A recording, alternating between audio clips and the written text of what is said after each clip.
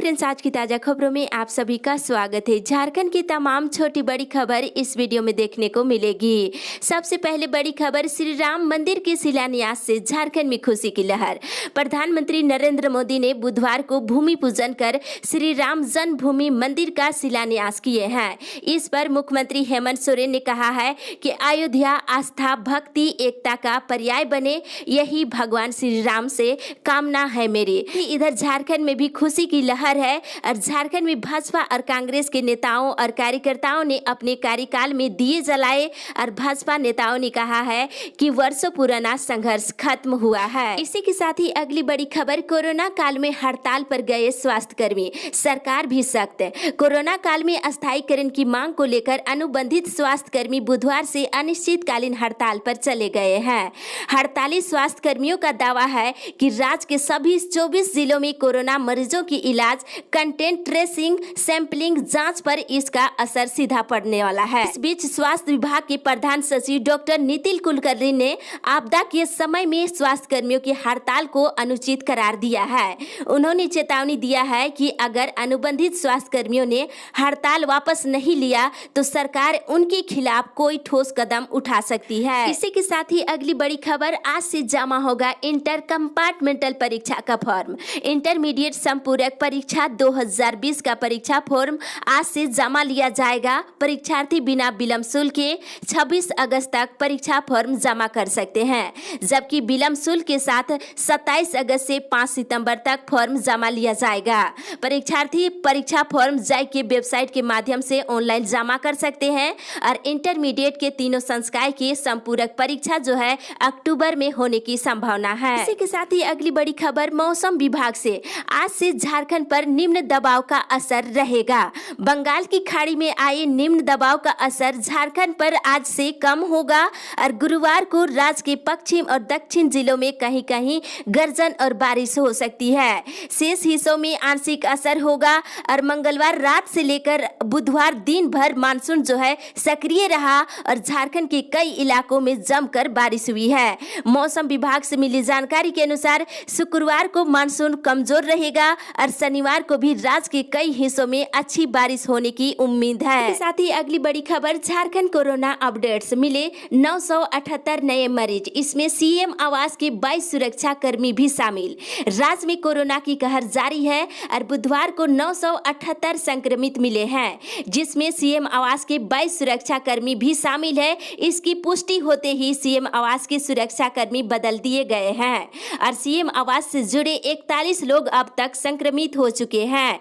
और साथ ही मिले मरीजों में से गोड्डा जिले से 339, रांची से 141, बोकारो से 71, पूर्वी सिंहभूम से 72, पलामू से 51, देवघर से 35, पश्चिमी सिंहभूम से 34, पाकुड़ से 33, खुट्टी से 27, हजारीबाग से 27, दुमका से 26, साहेबगंज से 25, सिमडेगा से 17, गढ़वा से 16 और लातेहार से 14, गुमला से 12, सरायकेला से 9, गिरिडीह से 7, धनबाद से 6, कोडरमा से 6, जामताड़ा, चातरा से 4 मरीज मिले हैं। साथ ही लोहरदगा से 2 नए मरीज की पुष्टि हुई है। इसके साथ ही राज्य में कुल मरीजों की संख्या बढ़ करके 14,580 हो गई है, जबकि कोरोना से मरने वालों की संख्या 161 हो गई है। इसी के साथ ही अगली बड़ी खबर, बिना परीक्षा दिए औसत अंक से पास होंगे विद्यार्थी। रांची विश्वविद्यालय की ओर से मार्च 2020 में स्नातक सेमेस्टर 5 की फाइनल परीक्षा का आयोजन नहीं किया गया था, लेकिन मार्च के अंतिम सप्ताह में लॉकडाउन होने के कारण परीक्षा स्थगित करनी पड़ी थी, जिसके कारण जनरल विषयों की कुछ पेपर की परीक्षा नहीं हो पाई थी। वहीं अब इन परीक्षार्थियों को फिर से परीक्षा देना नहीं होगा, इन्हें एवरेज अंक देकर पास कर दिया जाएगा। इसे लेकर विश्वविद्यालय प्रशासन ने निर्णय लिया है कि विषयवार चारों सेमेस्टर की टटोलिंग कर उन्हें एवरेज अंक देकर पास कर दिया जाएगा, जिससे उनका फाइनल रिजल्ट जारी किया जा सके।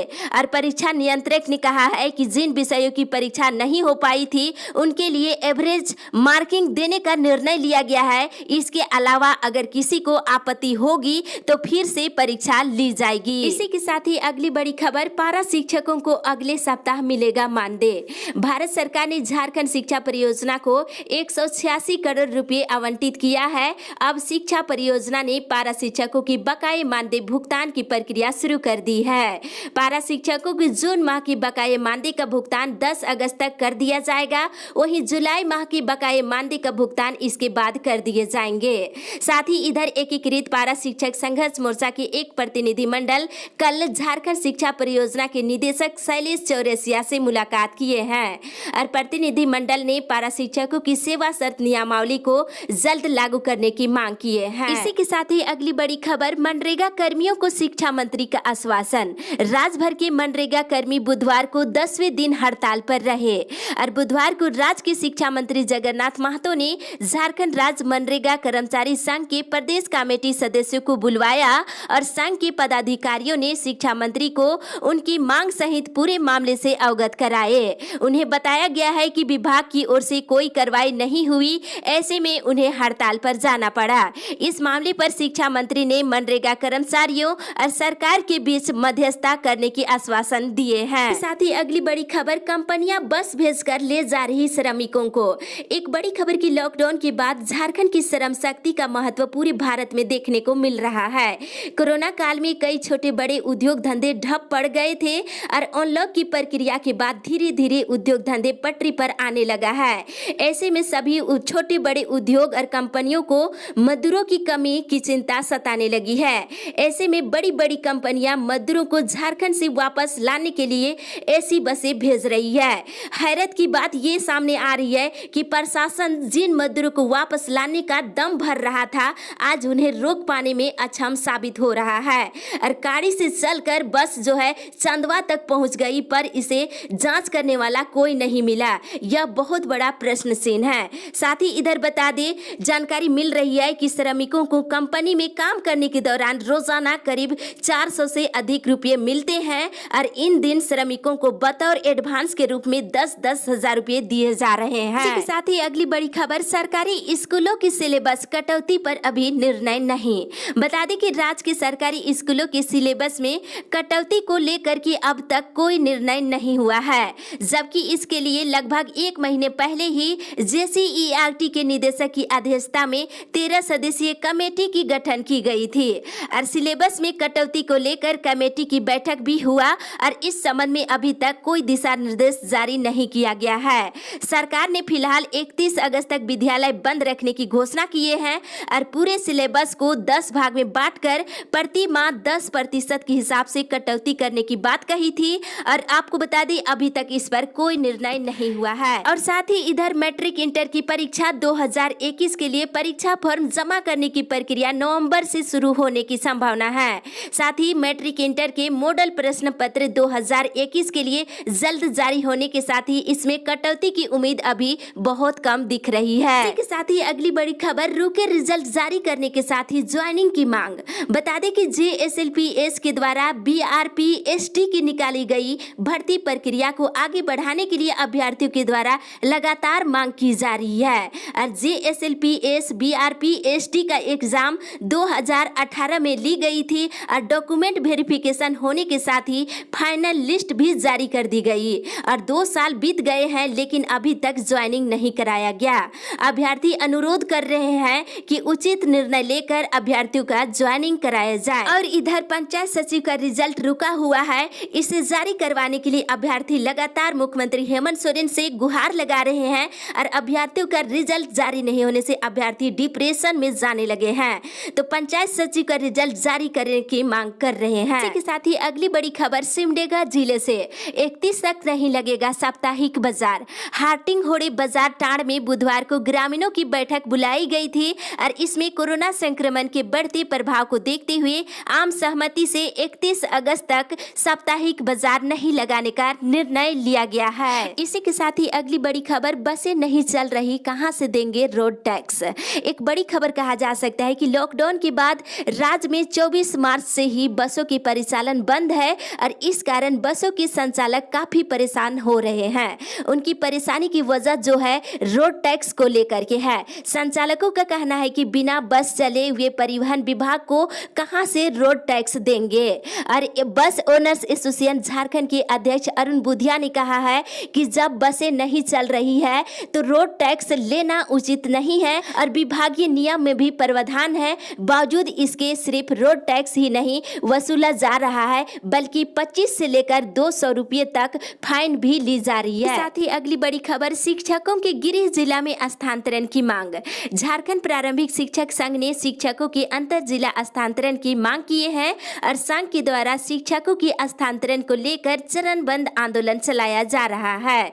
आंदोलन के तीसरे चरण में बुधवार को राज्य भर के लगभग 5000 शिक्षकों ने फेसबुक पर मैसेंजर के माध्यम से मुख्यमंत्री शिक्षा मंत्री को अपनी मांग से अवगत कराए हैं। और संघ के प्रदेश महासचिव बलजीत कुमार सिंह ने बताया है कि पूर्व के नियमावली में शिक्षकों के अंतर जिला स्थानांतरण का प्रावधान था, परंतु 2019 की नई स्थानांतरण नियमावली में इसे समाप्त कर दिया गया है। इससे शिक्षकों में काफी आक्रोश देखने को मिल रही है। साथ ही अगली बड़ी खबर, श्रमिकों की पलायन की सूचना पर संबंधित वीडियो पर होगी कार्रवाई। बता दें कि एक बड़ी खबर की समाहरणालय की सभागार में उपायुक्त जिशन कमर ने जिले में मनरेगा, पीएम किसान सम्मान योजना और कोविड-19 की समीक्षा किए हैं। उपायुक्त ने जिले के प्रत्येक गांव में मनरेगा के तहत कम से कम 6 योजनाओं को क्रियान्वित करने का निर्देश दिए हैं। श्रमिकों की पलायन की सूचना पर संबंधित वीडियो पर होगी कार्रवाई। एक बड़ी खबर की समाहरणालय के सभागार में उपायुक्त जिशन कमर ने जिले में मनरेगा, पीएम किसान सम्मान योजना और कोविड-19 की समीक्षा किए हैं। उपायुक्त ने जिले के प्रत्येक गांव में मनरेगा के तहत कम से कम 6 योजनाओं का क्रियान्वित करने का निर्देश दिए हैं और किसी भी पंचायत हो या फिर प्रखंड में काम के अभाव में श्रमिकों के पलायन की सूचना मिलने पर संबंधित प्रखंड के वीडियो पर कार्रवाई करने की बात कही है। और उन्होंने मनरेगा कर्मियों की हड़ताल को देखते हुए अन्य कर्मियों से कार्य लेने और सरकार के द्वारा जारी दिशा निर्देश का पालन करने का निर्देश दिए हैं। और बिरसा हरित ग्राम योजना के तहत जिले में किए जा रहे पौधारोपण कार्य की जानकारी भी लिए और समय पर सभी चयनित भूमि पर पौधारोपण का कार्यक्रम पूरा करने का निर्देश दिए हैं। और बैठक में प्रधानमंत्री किसान सम्मान निधि योजना की समीक्षा करते हुए उन्होंने जिले के सभी अंचल अधिकारियों को 3 दिनों के अंदर किसानों को निबंधित कर उसे अपलोड करने का भी निर्देश दिए हैं। इसके साथ ही अगली बड़ी खबर, जेपीएससी नियुक्ति पर रोक से इनकार। झारखंड हाईकोर्ट की जस्टिस डॉक्टर एसएन पाठक की अदालत ने बुधवार को 6ठी संयुक्त सिविल सेवा प्रतियोगिता परीक्षा के रिजल्ट को चुनौती देने वाली याचिका पर सुनवाई किए हैं और वीडियो कॉन्फ्रेंसिंग के माध्यम से मामले की सुनवाई करते हुए अदालत ने प्रार्थी के अंतरिम राहत देने संबंधी आग्रह नहीं माना और अदालत ने संयुक्त सिविल सेवा परीक्षा के परिणाम और अनुशासित अभ्यर्थियों की नियुक्ति पर रोक लगाने से इनकार कर दिए हैं। अब इस मामले की सुनवाई को लेकर के मामले की सुनवाई अन्य लंबित याचिकाओं के साथ होगी। इसी के साथ ही अगली बड़ी खबर, होटवार जेल में 54 कोरोना पॉजिटिव मिलने के बाद किया गया लॉकडाउन।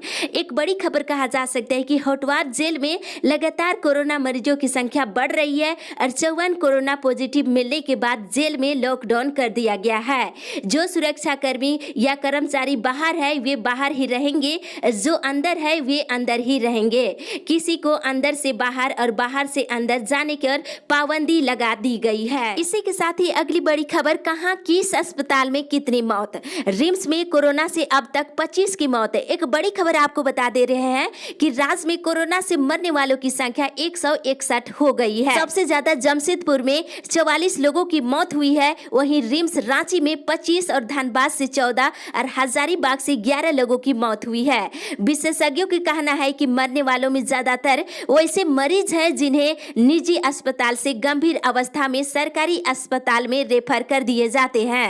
राज्य के सबसे बड़े अस्पताल रिम्स में बुधवार सुबह तक कोरोना से 25 की मौत हो चुकी है और इसमें से 12 निजी अस्पताल से गंभीर अवस्था में भेजे गए संक्रमित मरीज शामिल है। रिम्स के कोविड आईसीयू से मिली जानकारी के अनुसार निजी अस्पताल से रेफर किए गए कोरोना संक्रमित मरीज 24 से लेकर मात्र 48 घंटे ही जीवित रह पा रहे हैं। उनको बचाने के लिए काफी प्रयास की जाती है, लेकिन स्थिति गंभीर होने के कारण उनकी मौत हो जा रही है। इसी के साथ ही अगली बड़ी खबर, 15 को लॉन्च होगा वेबसाइट, शिक्षा से जुड़े समस्याओं का होगा समाधान। शिक्षा विभाग से जुड़े लोगों की अपनी समस्याओं को लेकर अब कार्यालय का चक्कर नहीं लगाना होगा।